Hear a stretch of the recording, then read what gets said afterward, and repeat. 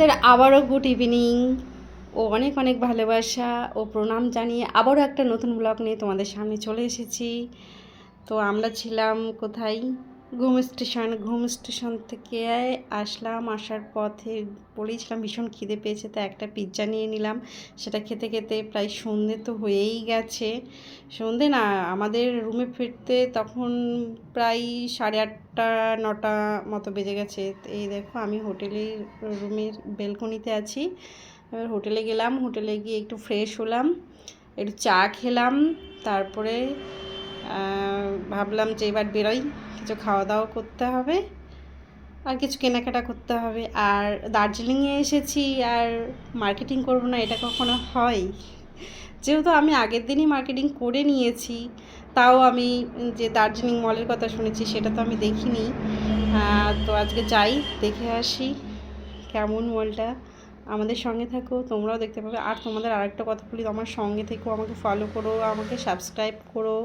তোমাদের ভালোবাসাই সব কিছু আমার।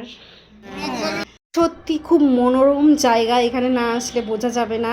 সন্ধেবেলার টাইমটা এতটা ভিড় হয়, আর সেখানে বসে থেকে চা খাওয়া থেকে শুরু করে, সময় কাটানো থেকে শুরু করে, আড্ডা দেওয়া থেকে শুরু করে খুবই সুন্দর জায়গা। আর আমি যেখানটাতে আছি সেটা হচ্ছে একটা দোকান, চায়ের দোকানে ঢুকে বাম সাইডে এই জায়গাটা করে রেখেছে। এখানে চাটা খাওয়ার জন্য বা যে যেটা খেতে চাই তার জন্য জায়গাটা করে রেখেছে। এই জায়গাটাও খুব সুন্দর।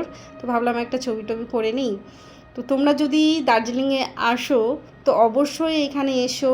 আর রাস্তার দুপাশে যেমন খাবারের দোকান বসে, ভ্যারাইটিস খাবার তুমি যেরকম চাও।